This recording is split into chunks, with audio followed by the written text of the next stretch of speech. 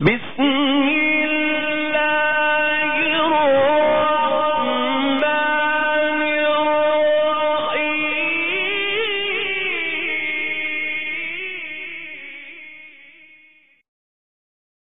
اللهم صل على محمد وعلى آل محمد كما صليت على إبراهيم وعلى آل إبراهيم إنك حميد مجيد اللهم بارك على محمد وعلى آل محمد كما باركت على إبراهيم وعلى آل إبراهيم إنك حميد مجيد انتہائی قابل صد احترام ذی وقار حضرات علماء کرام، عزیزان محترم، میں بغیر کسی تمہید کے اپنی بات کا آغاز کروں گا۔ میری باتیں ایسی ہوں گی جو آپ کو جگا کے رکھیں گی انشاءاللہ، اور اگر آپ سو جائیں گے تو پھر آپ کو میری باتوں کی سمجھ نہیں آئے گی۔ وہ ایک مولوی صاحب تھے پٹھان، یہاں پشتو والے بھی ہوں گے، رمضان میں دورہ تفسیر پڑھا رہے تھے، دورہ تفسیر۔ تو دورہ تفسیر صبح سے شروع ہوتا ہے زور تک، زور سے مغرب تک مسلسل بعض علاقوں میں۔ تو سامعین آپ کی طرف تھکے ہوئے اور آدھے آدھے سو رہے تھے۔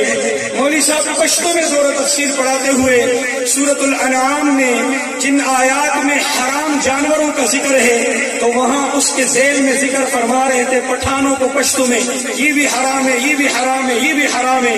تو ایک جانور ہے اس کو پٹھان کہتے ہیں سمسرا۔ کیا کہتے ہیں؟ سمسرا۔ تو مولوی صاحب نے کہا سمسرا حرام ہوگا۔ ایک آدمی کہیں سویا ہوا تھا، اس نے آدھی سی بات سن لی، وہ واپس جا کے اپنے محلے میں اسپیکر کھول کے لوگوں کو کہتا ہے حضرات ضروری اعلان سنو۔ پشتو میں کہا ضروری اعلان ہو رہے سنترا حرام ہوگا۔ مولوی صاحب نے کہا تھا سمسرا، اس نے سنا سنترا اور اعلان کیا سنترا حرام ہے۔ لوگ سارے پریشان ہو گئے، پٹھان تو سنترا بہت کھاتے ہیں۔ پوچھا کس نے کہا ہے؟ کہا شیخ صاحب نے کہا ہے۔ کب کہا ہے؟ دورہ تفسیر میں کہا ہے۔ علاقے کے نمائندہ لوگ وفد بنا کر شیخ صاحب کے پاس گئے، شیخ صاحب آپ نے تفسیر میں کہا ہے سنترا حرام ہے۔ اس نے کہا کس نے کہا؟ فلاں نے کہا ظالم، میں نے سنترا نہیں کہا، میں نے سمسرا کہا ہے۔ ماں سمسرا ویلی سنترا میں نے دے ویلی تو ادے تو سونا نہیں۔ عزیز دوستو، مجھے سوال میں کروں گا، آپ جواب بتائیں گے یہ کون سا مہینہ ہے؟ انگریزی مہینہ آپ بولیں گے تو آپ کی جان میں چھوڑوں گا۔ مجھے بڑی نرم کرسی ملی ہے ماشاءاللہ۔ یہ کون سا مہینہ ہے؟ اونچا بولے۔ ستمبر کا مہینہ ہے۔ عزیز دوستو، میرا آج کا عنوان یہ ہے کہ ستمبر کے مہینے سے ہماری 3 تاریخیں وابستہ ہیں۔ کتنی؟ ذرا اونچا بولے کتنی؟ 3 تاریخیں وابستہ ہیں۔ نمبر 1 6 ستمبر، نمبر 2 7 ستمبر، نمبر 3 11 ستمبر۔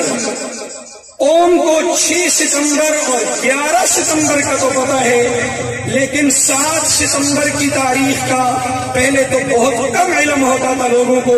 اب اللہ جزائے خیر عطا فرمائے ہمارے ختم نبوت کے دوستوں کو، منتظمین کو، کارکنوں کو، ان پروگراموں میں، ان کانفرنسوں میں، ان خوبصورت تقاریب میں یہ اپنے دوستوں کو آگاہ کرتے ہیں، بتلاتے ہیں۔ اب الحمدللہ 80% مسلمانوں کو تیسری تاریخ 7 ستمبر کا بھی پتہ چل گیا ہے۔ میں ترتیب وائز تینوں تاریخوں پر تھوڑی سی روشنی ڈالوں گا۔ 6 ستمبر کی جو ہماری تاریخ اس مہینے سے وابستہ ہے، یہ یاد منائی جاتی ہے کون سی تاریخ اور کون سے سن کی؟ بولے 1965۔ آپ بھی خاموش بیٹھے، میں بھی خاموش بیٹھتا ہوں۔ یہ 6 ستمبر کی تاریخ جو ہم مناتے ہیں، یہ جو ہماری روشن اور شاندار تاریخ ہے، یہ کون سی تاریخ اور کون سے سن کے ساتھ اس کا تعلق ہے؟ بولیے 6 ستمبر سن 1965۔ اور کیا ہوا تھا؟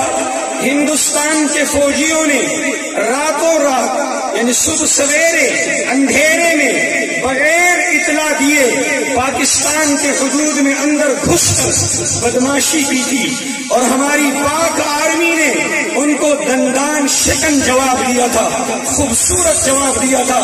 اور چند لمحوں کے بعد ان بگوڑوں کو، ان بزدلوں کو بھاگنے پر نہ صرف یہ کہ مجبور کیا، بلکہ ہماری پاک فوج نے انڈیا کے حدود میں اندر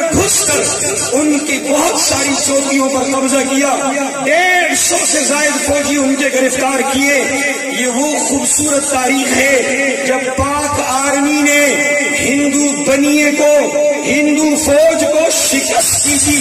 لیکن اب ایک بڑا قیمتی سوال ہے، یہ جو پاک آرمی نے ہندو فوج کو شکست دی تھی، بھگایا تھا، میں بتاؤں گا اگر ٹھیک کہوں تو آپ کہیں بے شک، غلط کہوں تو آپ نے سر بھی ہلانا ہے اور ہاتھ بھی ہلا کے کہنے نہیں نہیں ایسا نہیں ہے۔ میں یہ کہتا ہوں پاک فوج نے 6 ستمبر 1965 کو جب ہندو فوج نے پاکستان میں گھس کر حملہ کیا، پاکستان کی عزت و عظمت کو للکارا، پاکستانی امت مسلمہ مسلمانوں کو للکارا، تو پاک فوج نے سیٹیاں بجانی شروع کر دی۔ ٹھیک ہے تو بولے نا ہاتھ ہلا کے سر ہلا کے نہیں، انہوں نے سیٹیاں بجانی شروع کر دی۔ روڈوں پہ نکل کے آرمی نے بانسریاں منہ میں رکھی اور بانسریوں میں بجانا شروع کر دیا، اور اس وقت کی ہماری گورنمنٹ نے اعلان کیا کہ ساری قوم روڈ پہ نکل کے آدھے گھنٹے کے لیے خاموش کھڑے ہو جاؤ۔ یوں قوم نے خاموش کھڑے ہو کر اور آرمی نے سیٹیاں بجا کر اور بانسریاں بجا کر اتنی بانسریاں بجائی، اتنی سیٹیاں بجائی کہ ہندو فوج ڈر کر واپس ہندوستان بھاگ گئی۔ اور وہ جو میجر عزیز بٹی شہید ہوا، وہ جو میجر طفیل شہید ہوا، وہ جو راشد منہاس شہید ہوا، وہ جو محمد اکرم شہید ہوا، وہ جو محمد حسین شہید ہوا، ان کے گلے میں سیٹی پھنس گئی تھی۔ بھائی میں ٹھیک کہہ رہا ہوں تو بولتے کیوں نہیں آپ؟ اگر آپ کو آپ کی تاریخ معلوم ہے تو بولے نا۔ سیٹی بجاتے بجاتے نا وہ اندر چلی گئی، گلے میں پھنس گئی اور وہ شہید ہو گئی۔ ایک فوجی ہمارے وہ میجر صاحب بانسری بجا رہے تھے، اگلے نے آ کے زور سے بانسری یوں تھپڑ کے ساتھ مکے کے ساتھ ماری اور بانسری اندر جا کے اس کے گلے کو پھاڑ کے اندر چلی گئی اور وہ بیچارہ شہید ہو گیا۔ ٹھیک ہے غلط ہے نا؟ تو پھر آج ہماری حکومت کیوں کہتی ہے کہ کشمیر کو ہندوستان سے چھڑانے کے لیے ہر جمعے کے دن قوم آدھے گھنٹے کے لیے روڈوں پہ کھڑی ہو جائے؟ کشمیر آزاد ہوگا؟ آج فوج کیوں کہہ رہی ہے؟ میرا سوال ہے، میں اس ملک کا شہری ہوں، باشندہ ہوں، پاکستان کی شہریت رکھتا ہوں، شناختی کارڈ رکھتا ہوں، یہاں کا ایک باشعور فرد ہوں، بحیثیت پاکستانی سوال کرتا ہوں اپنی آرمی سے، اپنی فوج سے، اپنے اس مقدس ادارے سے کہ آپ کیوں کہہ رہے ہیں کہ کشمیر کو چھڑانے کے لیے پاک آرمی سیٹی بجائے گی؟ آپ کیوں کہہ رہے ہیں کہ پاک آرمی بانسری بجائے گی؟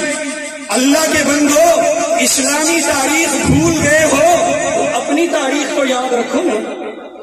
بدر و احد کو بھول گئے ہو، خندق و یرموک کو بھول گئے ہو، بالا کوٹ کی تاریخ کو مولانا عارفی صاحب ذکر فرما رہے تھے، بھول گئے ہو، ختم نبوت کی تحریک کو بھول گئے ہو، کروڑوں شہداء کو بھول گئے ہو، امت مسلمہ نے فتوحات کے جھنڈے کب کہاں کیسے گاڑے بھول گئے ہو۔ کم از کم اللہ کا واسطہ دے کے ہاتھ جوڑ کے کہتا ہوں آج کی اس کانفرنس کی وساطت سے 6 ستمبر 1965 کی اپنی تاریخ کو مت بھولو۔ دشمن کا علاج فقط جہاد ہے، بولیے بے شک، ڈرے مت، بولیے بے شک۔ دشمن کا علاج فقط جہاد ہے، دشمن کا علاج فقط لڑائی ہے، دشمن کا علاج فقط جنگ و جدال ہے۔ کل بھی جہاد پر آپ نے کامیابی حاصل کی ہے، آج بھی جہاد کو زندہ کرو گے، جہاد کا اعلان کرو گے، جہاد کا نعرہ لگاؤ گے انشاءاللہ العزیز۔ جس طرح امریکہ افغانستان میں برباد ہوا، اسی طرح اسرائیل بھی برباد ہوگا انشاءاللہ، انڈیا بھی برباد ہوگا انشاءاللہ، ایک دن ہوگا، ہم دیکھیں گے، آپ دیکھیں گے انشاءاللہ، طالبان افغانستان کی طرح پاکستان کے یہ غیرت مند مسلمان فتوحات کے جھنڈے گاڑیں گے انشاءاللہ، زور سے کہیں انشاءاللہ۔ تو طالبان سے سبق سیکھ لو، طالبان سے عبرت لے لو۔ طالبان نے 20 سالہ جدوجہد میں حکومت پاکستان والوں، پاک آرمی والوں، کمانڈوز اور پولیس والوں اور میرے پاکستان کے شاہینوں، عوام یا خواص، سرکاری یا پرائیویٹ، جتنے لوگ بھی اس دھرتی سے محبت رکھتے ہو، مٹی سے محبت رکھتے ہو، طالبان نے تمہیں سبق دے دیا ہے کہ دشمن مذمت سے نہیں مرمت سے بھاگتا ہے، دشمن سے قرارداد نہیں بلکہ صرف جہاد کی بات کیا کرو۔ قرارداد کی زبان وہ نہیں سمجھتا، وہ صرف جہاد کی بات سمجھتا ہے۔ دشمن کی منت نہیں بلکہ تلوار کی سنت سے ان کا علاج کرو، اور مذاکرات نہیں بلکہ گولیوں کی برسات سے ان کا دماغ ٹھکانے آتا ہے۔ ٹھیک کہہ رہا ہوں غلط کہہ رہا ہوں؟ اونچی آواز سے کہہ دیں، انہوں نے 20 سال میں 43 ممالک کو ناکو چنے چبوا کر ذلیل و خوار کر کے بھاگنے پر مجبور کر دیا، اور تم 74 سالوں سے لگے ہو، قراردادیں پاس کر رہے ہو، اقوام متحدہ میں یادداشتیں پیش کر رہے ہو، احتجاج کر رہے ہو، سیٹیاں بجا رہے ہو، قوم کو سڑکوں پہ کھڑا کر رہے ہو۔ نہ کشمیر اس سے آزاد ہوا ہے نہ آئندہ ہوگا۔ آج کشمیر کا بہت سارا حصہ تم سے اور چلا گیا اگر تم نے جہاد کو چھوڑا۔ اور میری فوجی بھائیوں، تمہارا تو ماٹو ہے ایمان تقوی جہاد، تمہارا تو منشور ہے ایمان تقوی جہاد، تم نے تو اپنے یونٹوں پہ لکھا ہے ایمان تقوی جہاد۔ تم تو لشکر زرار، لشکر خالد کے مبارک ناموں سے موسوم ہو۔ وہ ہمارے ٹیکسلا میں واقعی فوجی علاقہ ہے، جب آپ بیریئر نمبر 1 سے اندر ان ہوتے ہو تو وہاں ہر پول پہ خوبصورت گرین بورڈ ہے اور ان پر اللہ کے مبارک نام لکھے ہوئے ہیں۔ جب آپ اندر سے باہر آتے ہو آؤٹ ہونے کے لیے تو اندر سے باہر آتے ہوئے میرے آقا امام الانبیاء سرتاج الرسول محمد مصطفیٰ احمد مجتبیٰ صلی اللہ علیہ وسلم کے مبارک نام لکھے ہوئے ہیں۔ لیکن ظلم سنیے، ظلم سنیے، ظلم در ظلم دیکھیے۔ اللہ کے ہر نام کے نیچے اردو میں ترجمہ ہے، حضور کے ہر نام کے نیچے اردو میں ترجمہ ہے، اور جب آپ اندر سے آؤٹ ہو کے باہر نکلتے ہو تو آخری پول پہ جو گرین بورڈ لکھا ہے اس پر نام میرے نبی کا درج ہے، نبی الملاحم۔ کیا نام ہے؟ نبی الملاحم، حضور کے ناموں میں سے ایک نام۔ لیکن ظلم کیا ہے؟ اتنے مشکل نام کا ترجمہ بھی نیچے کیا لکھا ہے؟ نبی الملاحم، تاکہ کسی کو سمجھ ہی نہ آئے۔ وہ ایک آدمی نے کہا جی میں قرآن کی تفسیر میں بڑا ماہر ہوں، اور دوسرے نے کہا اچھا؟ کہتے جی جی بالکل۔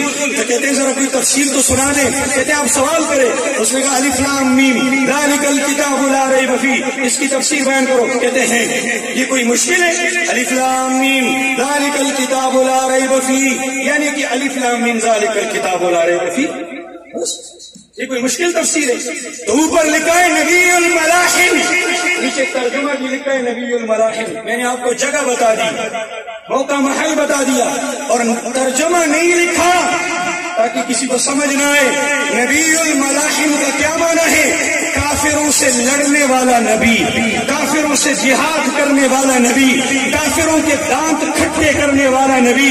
اپنی مختصر زندگی میں 2 ہجری میں جہاد فرض ہوا، 11 ہجری میں حضور دنیا سے پردہ فرما گئے۔ صرف 9 سالوں میں 27 غزوات میں بنفس نفیس خود شرکت کرنے والا نبی، تلوار ہاتھ میں لہرا کے اور سواری پر کھڑے ہو کے انا النبی لا کذب انا ابن عبد المطلب کا نعرہ لگانے والا پیغمبر، میں سچا نبی ہوں، میں عبد المطلب کا بیٹا ہوں، جس میں جرأت ہے، جس نے ماں کا دودھ پیا ہے، آئے مجھ سے مقابلہ کر لے۔ احد میں بھگدڑ مچ گئی، لوگ تتر بتر ہو گئے، رسول اللہ صلی اللہ علیہ وسلم اپنی سواری پر بیٹھے ہوئے ہیں۔ صحابہ کہتے ہیں یا رسول اللہ سواری سے نیچے اتر جائیے، آپ کو دشمن کا کوئی وار نہ لگے، کوئی تیر نیزہ نہ لگے۔ فرمایا نہیں، میں اسی سواری پر سوار رہوں گا، تنے تنہا دشمن کو للکاروں گا۔ وہ غزوہ حنین میں دیکھ لیجئے، رسول اللہ صلی اللہ علیہ وسلم اپنی سواری پر بیٹھے ہوئے ہیں، حضرت سیدنا ابو سفیان رضی اللہ تعالی عنہ جو حضور علیہ السلام کی اونٹنی کا مہار ہاتھ میں تھامے ہوئے ہیں، کہتے ہیں یا رسول اللہ فداک ابی و امی، میرے ماں باپ آپ کے قربان، سر جھکا دیجئے، میرا سینہ آپ کے لیے ڈھال ہے، آپ پر جو وار لگے گا، آپ کی طرف جو تیر بڑھے گا، ابو سفیان اپنے سینے پر لے گا، آپ ذرا سر جھکا دیجئے تاکہ آپ پر دشمن کا کوئی وار نہ لگے۔ حضور نے اس موقع پر اور بلند ہو کر یہ نعرہ لگایا انا النبی لا کذب انا ابن عبد المطلب۔ ہاں ہاں، وہ نبی الملاحم جنگیں لڑنے والے نبی، جن کا سر مبارک زخمی ہوا، جن کے دندان مبارک شہید ہوئے، جن کے چہرے اقدس میں والضحیٰ چہرے میں خوف کی کڑیاں گھس گئی اور اس نور نبوت کے مکڑے سے خون کے فوارے چھوٹ گئے۔ ہاں وہ جنگوں والے نبی ہے کہ طائف کی سرزمین پر جن کے مبارک قدم، جن قدموں کی منزل اور مقصود اور مطلوب عرش معلیٰ ہے، وہ خون سے رنگین ہوئے۔ ہمارے نبی نے جنگیں لڑی ہیں، 70 جہادی دستے بھیجے ہیں، 227 صحابہ میرے نبی کی زندگی میں شہید ہوئے، 50,000 صحابہ نے جامع شہادت نوش کی ہے۔ اب آج بھی کہتے ہیں کہ دنیا کے مست کافروں کا، دنیا کے بگڑے ہوئے کافروں کا، ان بدماشوں کا، ان غرناٹوں اور خرناٹوں کا، اس امریکہ اور برطانیہ کا اور اس کے سارے بدتماش دوستوں کا، ان 43 ممالک کے ان سارے بگڑے ہوئے، ان سارے بدماش قسم کے فوجیوں کا ایک علاج ہے اور وہ ہے جہاد۔ اونچا بولیے کون سا ہے؟ اور اونچا بولیے کون سا ہے؟ وہی جہاد جو ہماری فوج نے 6 ستمبر 1965 کو کیا تھا، وہی جہاد جو پاک آرمی نے اس وقت اس کا علم بلند کیا تھا، وہی جہاد جس جہاد سے دشمن اتنا خوفزدہ ہوا 65 سے لے کر آج 2021 تک دوبارہ دشمن کو جرأت نہیں ہوئی پاکستان کے حدود میں آنے کی۔ انشاءاللہ العزیز ہم اپنی فوج کے شانہ بشانہ ہو کر ہندوؤں سے بھی لڑیں گے انشاءاللہ۔ ڈرے مت، ہاتھ اٹھا کے گئے انشاءاللہ۔ ہم اپنی فوج کے شانہ بشانہ ہو کر مقبوضہ کشمیر میں جا کے جب انشاءاللہ العزیز ضرورت پڑے گی لڑیں گے انشاءاللہ۔ اسرائیل سے ٹکرائیں گے انشاءاللہ، اللہ کے دشمنوں سے ٹکرائیں گے، محمد الرسول اللہ کی ختم نبوت پر ڈاکہ ڈالنے والوں کے خلاف ضرورت پڑی تو انشاءاللہ جنگی یمامہ کی سنت زندہ کر کے اور میدان میں نکل کر حفاظ بھی، قرا بھی، بوڑھے مسلمان بھی، جوان بھی، وقت کا حکمران بھی، عوام بھی، ریاست مدینہ کے تمام مسلمان نکل کر انشاءاللہ ختم نبوت کی تحفظ کی جنگ لڑیں گے انشاءاللہ۔ ہاتھ اٹھا کے کہیں انشاءاللہ۔ جزاکم اللہ۔ اب آتا ہوں دوسری تاریخ پر، وقت ہوتا میں تھوڑی سی اور وضاحت بھی کرتا لیکن مجھے وقت اجازت نہیں دیتا۔ میں 7 ستمبر کو بعد میں ذکر کروں گا، 11 ستمبر کا بتاؤں گا۔ 11 ستمبر کی تاریخ ہم کیوں مناتے ہیں، کیوں یاد رکھتے ہیں؟ اس لیے کہ یہ 11 ستمبر 1948 کی یاد منائی جاتی ہے۔ کیا ہوا تھا؟ بابائے قوم، بانی پاکستان، قائد اعظم محمد علی جناح جو 25 دسمبر 1876 کو پیدا ہوا تھا، وہ 11 ستمبر 1948 کو رات 11 اور 12 بجے کے درمیان کراچی میں انتقال کر گیا۔ 72 سال کی عمر میں دنیا سے چلا گیا۔ یہ کون سا قائد اعظم ہے؟ توجہ رکھنا، ٹھیک کہوں تو یوں ہاتھ یوں ہلا کے سر ہلا کے کہیں بے شک، اگر غلط بات کروں تو پھر ہاتھ سے بھی نفی کا، سر سے بھی نفی کا اشارہ کرنا ہے۔ یہ وہی قائد اعظم ہے جس نے نعرہ لگایا تھا پاکستان کا مطلب کیا؟ بابا جی صبر ڈوب گیا۔ وہ ایک آدمی بیٹا چلا رہا تھا نا، ڈرائیور، تو ساتھ مالک بھی بیٹھا ہوا تھا۔ مالک للو تھا، وہ نہیں جانتا تھا ڈرائیونگ کے اصول، اور ڈرائیور بڑا ماہر تھا۔ تو چڑھائی میں نا، کلر کار کی چڑھائی میں خوب تیسرے یا چوتھے گیئر میں سپیڈ سے جا رہا تھا، تو کسی گاڑی سے اوورٹیک کر رہا تھا۔ موٹر وے تو نہیں، خیر وہ تو ڈبل روڈ ہے، جی ٹی روڈ پہ، اور روڈ بھی یہ جو بھیرا انٹرچینج سے یہاں تک آتا ہے اس روڈ پہ، تو وہ ذرا تیز سپیڈ میں جا رہا تھا بھی وہ چڑھائی پر، اور فل سپیڈ میں اوورٹیک کر رہا تھا۔ تو آگے سے گاڑی آئی اور اس کو بریک لگانا پڑا۔ جب بریک لگایا نا تو موشن ٹوٹ گیا، موشن ٹوٹ گیا۔ تو مالک سمجھا کہ گاڑی میں کوئی خاص پرزہ ٹوٹ گیا۔ اس نے کہا اچھا موشن ٹوٹ گیا، کتنے بج بن جاسی؟ ڈرائیور نے کہا چلو یہ تو للو ہے تو پھر اور للو بنا۔ اس نے کہا بس زیادہ نہیں، 1000 روپے لگ سے۔ اس نے کہا یہ لو 10,000 روپے اور موشن دوبارہ بنا دو۔ اب میرا بھی موشن ٹوٹ گیا، اب بابا جی مجھے 10,000 روپے دے تاکہ میں موشن دوبارہ بنا دوں۔ میں نے کہا پاکستان کون سا قائد اعظم؟ توجہ رکھنا، میری بات توجہ سے سننا، آخر تک سننا، سب کھڑے ہو کے نعرہ لگانا۔ میں نے کہا یہ 11 ستمبر 1948 یہ اس بابائے قوم کی تاریخی وفات ہے، یہ اس بابائے قوم کے دنیا سے جانے کا دن ہے جس نے نعرہ دیا تھا، سننا پورا، پاکستان کا مطلب کیا؟ دھوم، کنجر اور بے حیا۔ سارے نہیں بول رہے نا، وہ اس نے یہی نعرہ دیا تھا نا، پاکستان کا مطلب کیا، دون کنجر بے حیا، نہیں دیا تھا؟ تو پھر آپ کے ریاست مدینہ والے ڈوموں کو کیوں تمغے دے رہے؟ انہوں نے کنجروں کو کیوں گولڈ میڈل پہنائے؟ انہیں شرم نہیں آتی؟ بابا قوم کی تصویر اوپر رکھ کر، تصویر کے نیچے کھڑے ہو کر انہوں نے جو بین الاقوامی کنجر تھے، جو بے حیا عورتیں تھی، جن کے نیم برہنہ رقص آج بھی انٹرنیٹ پر موجود ہے، جن کی راتیں روزانہ نت نئے یار کے ساتھ گزرتی ہے، جو ہزاروں لاکھوں روپے لے کر اپنی عزت کی نیلامی کرتی ہے، کیا پاکستان ان کے لیے بنا تھا؟ کیوں نہیں بول رہے؟ کیوں آج کہہ رہے ہیں کہ پاکستان کا قیمتی اثاثہ اداکار اور فنکار ہے؟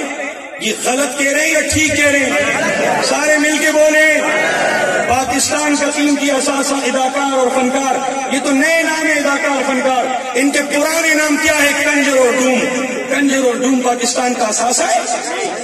کبھی کہتے ہیں کرکٹ کے کھلاڑی پاکستان کا قیمتی اثاثہ، خدا کی قسم جھوٹ بولتے ہو، تم بابا قوم کی روح کو بھی درد پہنچاتے ہو۔ پاکستان کا قیمتی اثاثہ وہ ہے جو بابا قوم نے کہا تھا پاکستان کا مطلب کیا، لا الہ الا اللہ۔ اب بولیے پاکستان کا مطلب کیا؟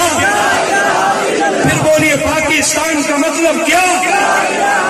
جنہوں نے لا الہ الا اللہ کی آج لاج رکھی ہے، جنہوں نے یہ پرچم تھاما ہے، جنہوں نے لا الہ الا اللہ کے لیے کمر کسی ہے، چاہے وہ دینی مدارس کے طلبہ ہیں، چاہے وہ علماء ہیں، چاہے وہ ختم نبوت والے ہیں، چاہے وہ تبلیغی جماعت والے ہیں، چاہے وہ جمعیت علماء اسلام والے ہیں، جو سیاست میں کردار ادا کر رہے ہیں، جنہوں نے لا الہ الا اللہ کی وہ جو پارلیمنٹ کے ماتھے پہ نقش ہے اس کی لاج رکھی ہے، لاج رکھنے کی قسم اٹھائی ہے، اور آج تک اس لا الہ الا اللہ کے سائے میں کھڑے ہو کر ان بے ایمانوں کو، بے دینوں کو، سیکولر لوگوں کو، شرابیوں کبابیوں کو للکار رہے ہیں، آنکھوں میں آنکھیں ڈال کر ان کے سارے داؤ، ان کی ساری تدبیریں ناکام بنا رہے ہیں، مٹی ڈال رہے ہیں۔ خدا کی قسم، پاکستان کا قومی اثاثہ، پاکستان کا اور امت مسلمہ کا قیمتی اثاثہ اور سرمایہ یہ علماء، طلباء، یہ ختم نبوت والے پروانے مجاہد، یہ کارکن،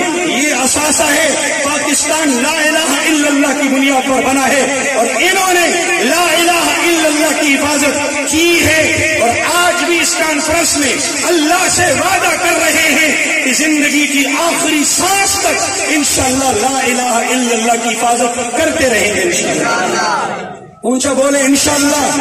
لا الہ الا اللہ کے خلاف کوئی قانون آئے گا، کوئی بل آئے گا، کوئی قرارداد پاس ہوگا، کوئی شت بنے گی، کوئی ترمیم ہوگی، انشاءاللہ میں اللہ کے حضور وعدہ کرتا ہوں، آپ بھی وعدہ کریں، میں اپنے اللہ سے وعدہ کر کے آپ کو گواہ بناتا ہوں، خود کو بھی، بیوی کو بھی، بچوں کو بھی، ماں باپ کو بھی، بہن بھائیوں کو بھی، اپنا تن من دھن سب کچھ لٹا کے انشاءاللہ اس ملک پر، ملت پر، حضور کی ناموس پر، عزت اور حرمت پر آنچ نہیں آنے دوں گا انشاءاللہ۔ جو میرے ساتھ وعدہ کرتے ہیں ہاتھ اٹھا کے کہیں انشاءاللہ، اور اونچی آواز سے کہیں انشاءاللہ۔ جزاکم اللہ۔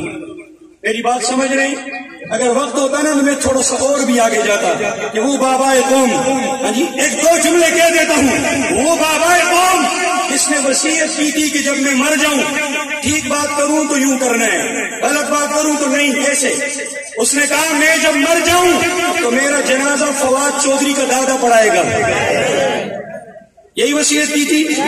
میرا جنازہ عمران خان کا نانا پڑھائے گا، عمران خان کا باپ پڑھائے گا، میرا جنازہ کوئی پاک آرمی کا وہ جو ہے کیا کہتے ہیں اس کو، چیف آف آرمی سٹاف پڑھائے گا، چیف جسٹس پڑھائے گا۔ بلکہ ذرا اور آگے جاتا ہوں، یہ وہی قائد اعظم ہے 11 ستمبر 1948 کو جو فوت ہوا کہ اس نے مشرقی پاکستان میں جھنڈا اس وقت کے فلمی دنیا کے بہت بڑے ہیرو سے، فلمی دنیا کے بہت بڑے ہیرو سے مشرقی پاکستان کا جھنڈا لہرایا تھا۔ ماشاءاللہ، تو بڑے سمجھدار لوگ ہیں، ان کو تو ساری تاریخ کا پتہ ہے۔ مغربی پاکستان میں اس نے اس وقت کرکٹ کا بہت بڑا کھلاڑی تھا جس نے 150 چھکے مارے تھے اور 300 چوکے مارے تھے، اور بے ایمان کے رمضان کے روزے بھی سارے کھائے تھے۔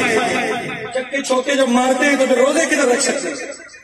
روزوں کا مہینہ، رمضان کا مہینہ، منہ میں چینگم رکھا ہوا، ببل چبا رہے اور مار رہے جی چکے اور کہتے ہیں جی واہ جہاد ہو رہا ہے. اور ہماری قوم بھی اتنی پاگل ہے، یہ ہماری قوم بھی اتنی پاگل ہے. پاکستان اور انڈیا کا میچ ہو، مجھے ایک دفعہ مجھے یاد ہے سہارا کپ کا، سہارا کپ سال مجھے یاد نہیں، بڑا عرصہ ہوا. میرے ایک مقتدی اتنی بڑی داڑھی ماشاءاللہ رکھا ہوا، تہجد گزار، مجھے آ کے کہتے ہیں مفتی صاحب آج درس قرآن میں خصوصی دعا کرنا. میں نے کہا کس بات کی؟ کہتے آج ایک بہت بڑا جہاد ہو رہا ہے پاکستان اور انڈیا کے بیچ میں. میں نے کہا کون سا جہاد ہے؟ کشمیر میں ہو رہا ہے، دہلی میں ہو رہا ہے، سیالکوٹ میں ہو رہا ہے. کہتے جی آج پاکستان اور انڈیا کا کرکٹ میچ ہو رہا ہے اور اس ٹورنامنٹ کا بہت اہم میچ ہے. میں نے ادھر ہی ہاتھ اٹھا کے کہا اے اللہ تجھے تیری اسماء الحسنى کا واسطہ، تجھے تیری رحمت کا واسطہ، مولا اس قوم کو جن لوگوں نے اس تماشے پہ لگایا سب کو ذلیل کر اور آج کے میچ میں پاکستان کو اچھی طرح ہرا دے. خدا کی قسم وہاں میں نے یہ دعا کی. پھر میں نے مسجد میں عشاء کے بعد درس قرآن کے بعد میں نے پھر دعا کی اللہ پاکستانیوں کو ہرا دے، انڈیا کو جتا دے تاکہ سارے ٹھنڈے ہو جائے. ایسا ہی ہوا، پاکستان ہار گیا حسب دستور، حسب عادت، انڈیا جیت گیا. اگلے دن میں نے درس میں لوگوں کو کہا ہونا آرام ہے.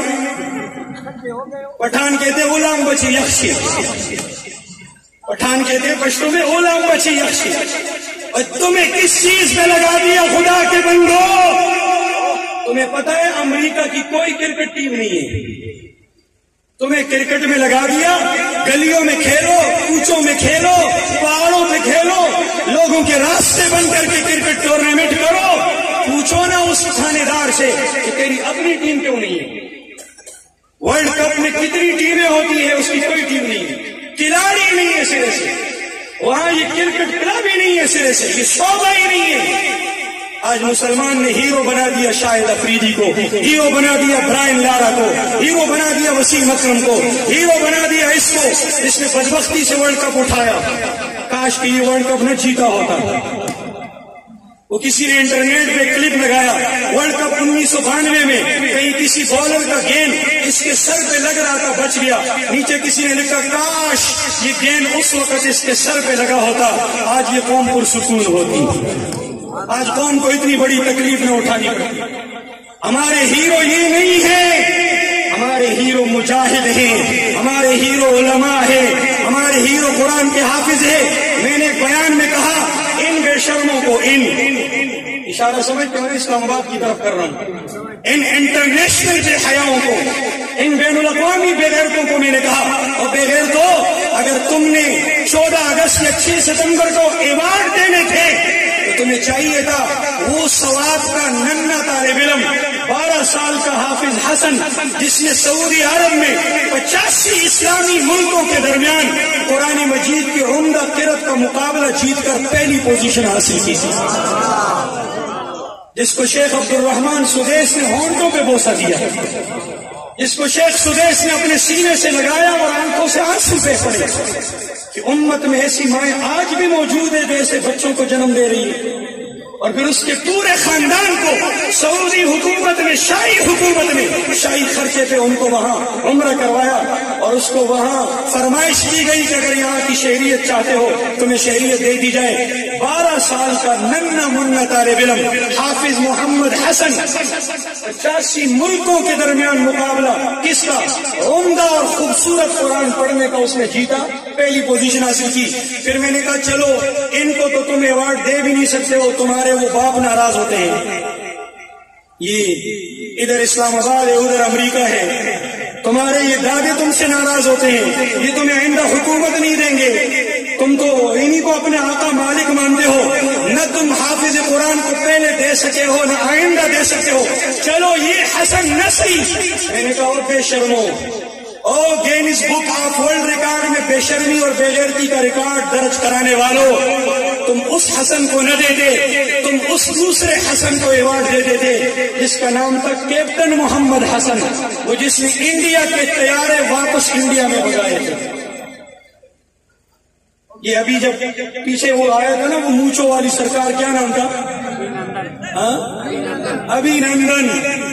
وہ جب آیا تھا اس وقت 2 طیارے انڈیا کے مار گرائے تھے، واپس بغیر نہیں مار گرائے تھے کیپٹن محمد حسن نے. اور ظالموں، تم نے اس پاک آرمی کے سپوت کو کیوں ایوارڈ نہیں دیا؟ تم نے میوش ملک کو کس بات پہ ایوارڈ دیا؟ تم نے وہ ڈانسروں اور بے حیاؤں کو کس بات پہ ایوارڈ دیا؟ خیر، بات لمبی ہو جائے گی. میں نے کہا کہ مشرقی پاکستان میں قائد اعظم نے اس وقت کے فلمی ہیرو سے جھنڈا لہرایا، مغربی پاکستان میں کرکٹ کے کھلاڑی سے جھنڈا لہرایا. ٹھیک ہے نا؟ سچ ہے پاکستان قائد اعظم محمد علی جناح سے قومی جس شخصیت کے ہاتھ لہرایا، اگر کسی کو پتہ ہے اونچا کہہ دو، کیا نام تھا؟ مولانا محمد ظفر احمد عثمانی. اور مغربی پاکستان میں قائد اعظم نے جس شخصیت کے ہاتھوں پہلا جھنڈا لہرایا اس کا نام کیا تھا؟ مولانا شبیر احمد عثمانی. یہ مولانا کہو تاکہ فواد چودھری کے پیٹ میں اور مروڑ آ جائے، اس کو ذرا پیچس لگ جائے. مولانا شبیر احمد عثمانی پاکستان بنانے میں مولوی تھے قائد اعظم کے ساتھ. 30 لاکھ مسلمان قربان ہوئے تو 1 لاکھ علماء کی گردنیں کٹی ہے. آج وہ ڈرم کہتا ہے، ڈرم فواد، وہ کہتا ہے پاکستان تو مولویوں نے نہیں بنایا، یہ تو ان لوگوں نے بنایا جو برگر کھانے والے تھے، جو شاورما کھانے والے تھے، جو پیزا کھانے والے تھے. اور میں نے کہا بدبخت انسان، اگر برگر کھانے والوں نے اور ان شرابیوں نے پاکستان بنایا ہوتا تو قائد اعظم کا دماغ خراب تھا. وہ مشرقی مغربی پاکستان میں تیرے باپ دادوں سے، ان شراب خوروں سے، ان پیزا خوروں سے، ان برگر خوروں سے جھنڈا کیوں نہیں لہرایا؟ اس نے پھر اپنے جنازے کی وصیت تمہارے متعلق کیوں نہیں کی؟ پھر کہتے ہیں مولوی تو پاکستان کے مخالف تھے.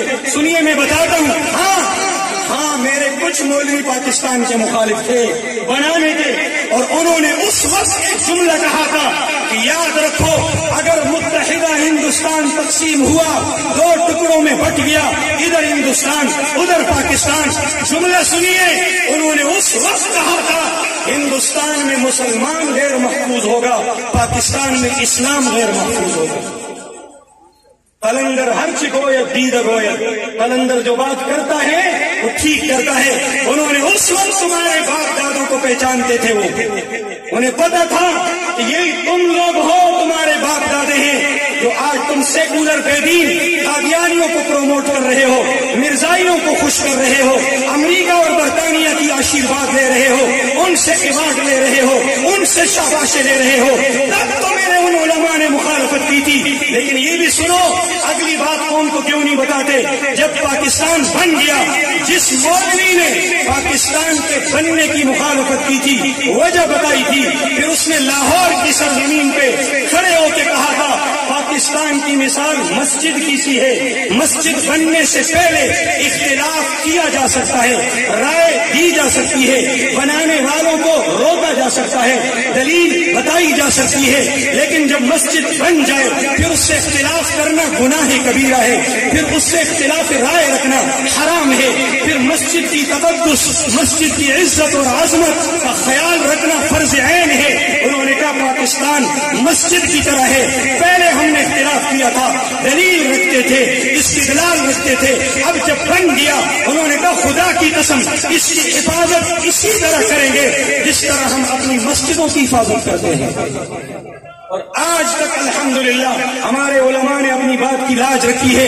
میرے مولانا فضل الرحمان صاحب نے کراچی کی سرزمین پہ کہا تھا، او حکمرانوں، اگر تم پوپ جان پال کے ساتھ عہد کر کے آئے ہو کہ تم ناموس رسالت کو چھیڑو گے، اس قانون سے ترمیم کر کے شکوں کو ختم کرو گے، تو ہم روزہ رسول پر اپنے نبی سے عہد کر کے آئے ہیں کہ ہم اس قانون میں تمہیں انگلیاں نہیں مارنے دیں گے، ترمیم نہیں کرنے دیں گے، ہم نہ رسول اللہ کی عزت اور ناموس پہ آنچ آنے دیں گے، نہ پاکستان کی عزت اور ناموس پر کبھی آنچ آنے دیں گے.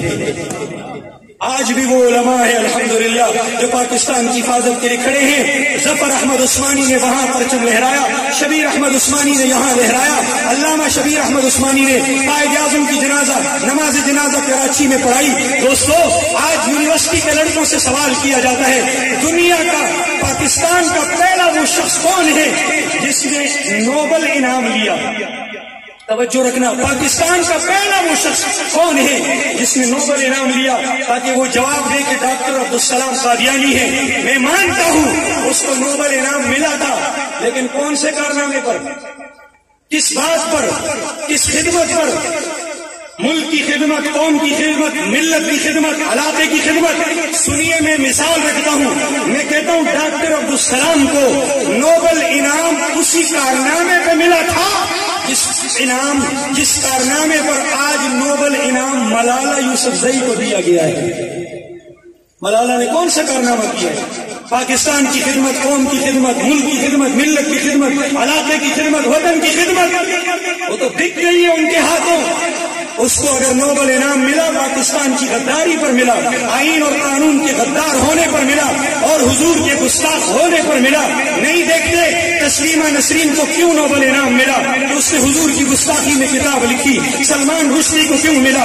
اس نے حضور کی توہین کی ہے۔ جو بدبخت میرے آقا کی توہین کرتا ہے اس کو وہاں نوبل انعام ملتا ہے۔ اور بغیر تو بے حیاؤ، تم پرچے میں یہ کیوں نہیں لکھتے ہو 14 اگست پر 100 میٹر لمبے جھنڈے بنانے والوں، قومی پرچم بلند کرنے والوں، قومی پرچم پاکستان میں کروڑوں کی تعداد میں بچوں کے ہاتھ میں تھمانے والوں، اس پرچم کے سائے تلے ایک ہے کی صدا بلند کرنے والوں، پرچم کو چوم چوم کر عشق کا اظہار کرنے والوں، تم نے غیرت ہو، تم نے شرافت ہو، تم نے اپنی ماں کا حلالی دودھ پیا ہو، لکھ لو پرچے میں کہ وہ کون سا شخص تھا جس نے سب سے پہلے یہ قومی پرچم مشرقی اور مغربی پاکستان میں لہرایا ہے۔ لیکن تم یہ سوال اس لیے نہیں لکھتے ہو کہ جواب میں مولوی کا نام آئے گا اور تمہیں تکلیف ہوگی۔ فواد چودھری نے کہا تھا پاکستان کی ترقی کے راستے میں مولوی رکاوٹ ہے۔ ہمارے علماء نے احتجاج کیا، بکواس کرتا ہے، پھونکتا ہے۔ میں نے جملے میں کہا بالکل سچ فرمایا جناب نے، بالکل ٹھیک فرمایا، حق بات کی ہے، خدا کی قسم۔ پھر میں نے کہا ہاں مولوی تمہارے اس پاکستان کے راستے میں ترقی میں رکاوٹ ہے جس پاکستان میں تم قادیانیوں کو لا کر، مرزائیوں کو لا کر بڑے بڑے عہدوں اور منصبوں پہ بٹھانا چاہتے ہو۔ مولوی اس پاکستان کے راستے میں رکاوٹ ہے جہاں تم ہم جنس پرستی کے بل لانا چاہتے ہو۔ مولوی اس پاکستان کے راستے میں رکاوٹ ہے جہاں تم گھریلو تشدد بل کے نام پر ہماری بچیوں کے سروں سے حیا کی چادریں اتار رہے ہو۔ مولوی اس پاکستان کے راستے میں رکاوٹ ہے جہاں تم وقف املاک ایکٹ کے ذریعے مدرسوں اور مسجدوں کو تالے لگانا چاہتے ہو۔ مولوی کل بھی اس پاکستان کے راستے میں رکاوٹ تھا، مولوی آج بھی ہے، اور مولوی قیامت تک رکاوٹ رہے گا انشاءاللہ۔ اونچی آواز سے کہہ دو انشاءاللہ۔ تیسری اور آخری تاریخ 7 ستمبر یہ یاد منائی جاتی ہے، 7 ستمبر سن 1974 کی۔ اونچا بولے سن 1900۔ مفتی عبدالواحد قریشی صاحب نے بڑی تفصیل بتائی، میں مختصر باتیں بتاتا ہوں تاکہ آپ کو یاد رہے۔ مرزا غلام احمد قادیانی، پہلے تو اس نے بہت سارے دعوے کیے۔ 1901 میں اس نے نبوت کا جھوٹا دعویٰ کیا۔ کب؟ بولنے ذرا۔ میں نے کشمیری چائے کی اتنی تعریف کی، ابھی تک مجھے لا کے کسی نے نہیں دی، رکھی ہوئی ہے ماشاءاللہ۔ تو اب کیا فائدہ؟ وہ ایک آدمی چائے کا شوقین تھا نا، پٹھان چائے کے شوقین کے ساتھ ساتھ آپ کو لطیفہ سناؤں، تو وہ چائے مانگتا رہا، ٹائم پہ نہیں آئی۔ جب بعد میں آئی تو اس نے کہا جب چاہ تھی تو چائے نہ تھی، اب چائے ہے تو چاہ نہیں، جب چاہ تھی تو چائے نہ تھی، اب چائے ہے تو چاہ نہیں، اس چائے کو ڈالو چاہ میں جس چائے کی اب ہمیں چاہ نہیں۔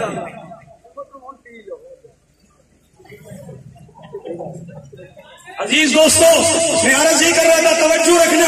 1901 میں میری آخری باتیں ہیں، انتہائی توجہ چاہتا ہوں۔ میں آپ کی محبتوں کو دیکھ کے اتنا خوش ہوا، پہلے تو میں بڑا پچھتا رہا تھا میرا آخری بیان کیوں تھا، لیکن اب میں کہتا ہوں الحمدللہ، شکر ہے کہ میرا آخری بیان ہے۔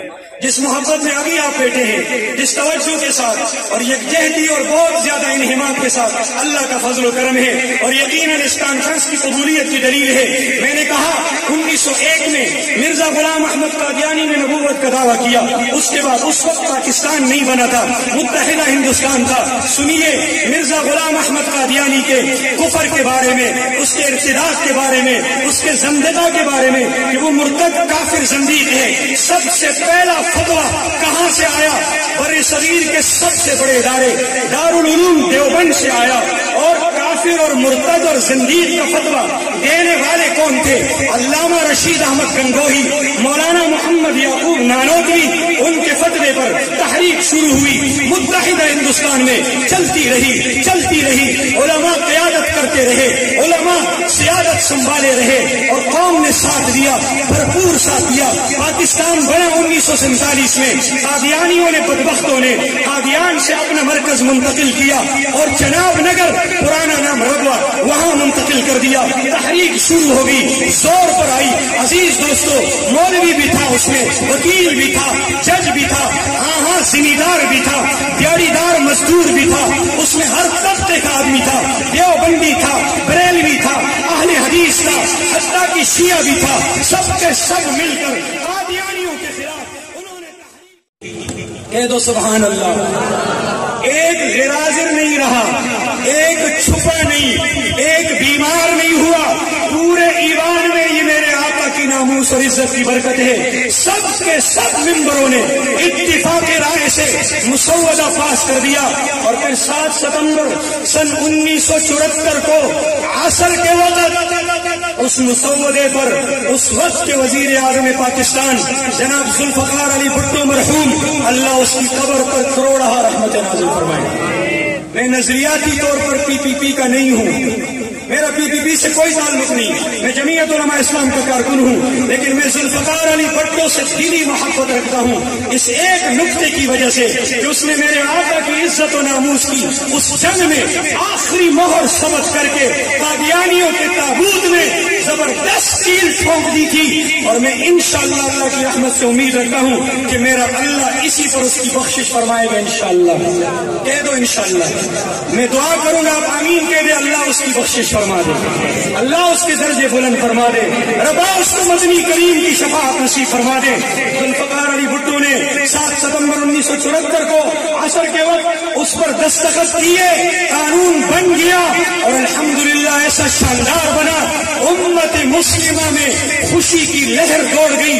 ایسی خوشی ہے کہ آج بھی وہ خوشی محسوس ہو رہی، لیکن وہ امریکہ اور برطانیہ، وہ مرزائیوں کے پشتبان، ان کو ایسی تکلیف ہوئی، وہ تکلیف آج بھی چل رہی ہے، آج بھی اقوام متحدہ تک وہ پہنچے ہیں۔ مرزائی قادیانی سلامتی کونسل کے ممبر ممالک تک رسائی انہوں نے حاصل کی ہے، انہوں نے عالمی اسٹیبلشمنٹ تک رسائی کر کے ان کی حمایت لی ہے، مجبور کیا ہے کہ پاکستان کی جب مدد کرو، پاکستان سے معاہدہ کرو تو مشروط کر دو، شرائط میں ایک شرط یہ بھی لگا لو کہ وہ اس آئین قانون کو نکال باہر کر دے، ایک شک کا خاتمہ کر دے۔ اور یہ کوششیں کل بھی جاری تھی، آج بھی جاری ہے، چل رہی ہے، اور اس حکومت میں برملا کہتا ہوں، کلم کھلا کہتا ہوں، کسی سے نہیں ڈرتا، کسی انجام تک کی پرواہ نہیں کرتا۔ اس حکومت میں سب سے زیادہ اس سازش کو عروج ملا ہے، یہ سازش زوروں پر ہے اور اس سازش کی جڑیں پھیل گئی ہے، اور قادیانی اور مرزائی انتہائی طور پر سازشوں میں مزید آگے بڑھ رہے ہیں۔ ہمارے اکابرین نے جب یہ محسوس کیا تو عالمی مجلس تحفظ ختم نبوت، جمعیت علماء اسلام، دونوں نے یہ فیصلہ کیا کہ ہم مل کر انشاءاللہ ان سازشوں کے آگے دیوار کھڑی کریں گے اور مل کر قادیانیوں کو، قادیانی نوازوں کو ناکام کریں گے۔ پاکستان کی اس پاک مٹی پر ان ناپاک لوگوں کو کامیاب نہیں ہونے دیں گے۔ اسی حوالے سے 6 ستمبر 7 ستمبر کی کانفرنسیں رکھی گئی ہے، اسی حوالے سے سرگودا ختم نبوت کی کانفرنس آ رہی ہے، ادھر میانی کی ختم نبوت کانفرنس آ رہی ہے۔ انشاءاللہ اس میدان میں آپ اپنے علماء کا ساتھ دو گے انشاءاللہ، اونچی آواز سے کہہ دو گے انشاءاللہ۔ مجھے چٹ میں لکھا گیا بیان مختصر، شاید چٹ لکھنے والے حضرت تھک گئے ہیں، کیونکہ آپ تو نہیں تھکے ماشاءاللہ، آپ کا تو اس وقت دیکھیے نا، آپ کا تو جوش و خروش اتنے عروج پر ہے کہ مجھے نظر آ رہا ہے کہ آج عطا اللہ شاہ بخاری کی یاد آپ نے تازہ کرنی ہے کہ شاہ جی بیان شروع کرتے تھے اور فجر کی اذان پہ ختم کرتے تھے، یہاں معاملہ الٹ ہے، سامعین نے بیان سننا شروع کیا مغرب سے اور فجر کی اذان پہ خاتمہ چاہ کر عطا اللہ شاہ بخاری کی اس ادا کو آج سلام اور سلوٹ پیش کرنا چاہ رہے ہیں ماشاءاللہ۔ آپ سے آخری 2 سوال ہیں۔ یہ جو قادیانیوں کو غیر مسلم اقلیت قرار دیا گیا، بل پاس ہوا، آئین بنا، قانون بنا، مجھے بتائیے یہ کسی چوک چوراہے میں بنا؟ اونچا بولے اللہ کا واسطہ. یہ کسی ہوٹل میں بنا, یہ پلازے میں بنا, یہ کراچی کے عواری ٹاور پہ بنا, یہ کسی مولوی نے مسجد میں محراب منبر میں پاس کیا, یہ مولویوں نے قرآن خوانی میں بیٹھ کر پاس کیا. یہ کہاں پاس ہوا, کدھر قانون بنا؟ اسمبلی میں. اور اسمبلی میں اس قانون کے پاس کرانے کے لیے لڑنے والے مرد مجاہد دلیر, وہ رسول اللہ کے روحانی فرزند, وہ علماء تھے, وہ مولوی تھے. اور ان مولویوں کو اسمبلی میں امریکہ نے بھیجا تھا نہیں, برطانیہ نے بھیجا تھا نہیں, بٹو نے عارضی طور پر بلایا تھا, اعزازی طور پر نہیں, بلکہ ان مولویوں کو اس وقت کے غیور مسلمانوں نے ووٹ کی پرچی ان کے حق میں استعمال کر کے, ووٹ دے کر ان کو MNA بنا کر انہوں نے اسمبلی میں بھیجا. اور مولویوں نے اسمبلی میں جا کر جہاں قانون بنتا ہے آٹے میں نمک کے برابر ہو کر انہوں نے ایسے اخلاص سے جنگ لڑی کہ الحمدللہ قانون بنا کے امت مسلمہ کی جھولی میں ڈال دی. اس لیے دوستو, اگر آپ کہتے ہو ہم ختم نبوت کے کانفرنس خوب کامیاب کریں گے اور لاکھوں کا مجمع جمع کریں گے اور ہوٹلیں بک کریں گے اور بڑے بڑے تربیتی ورکشاپ کریں گے, کنونشن کریں گے, ختم نبوت والوں کو کروڑوں روپے دیں گے, اربوں خربوں فنڈ دیں گے, رسالے عام کریں گے, جھنڈے پھیلائیں گے, بہت اچھی بات ہے, تحریک کا حصہ ہے, برکت کا ذریعہ ہے, خیر کا ذریعہ ہے.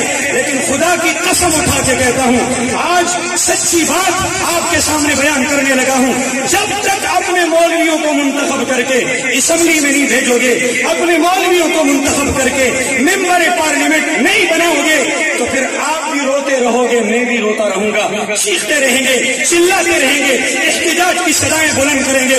عزیز دوستو, قانون روڈوں سڑکوں پہ نہیں بنتے.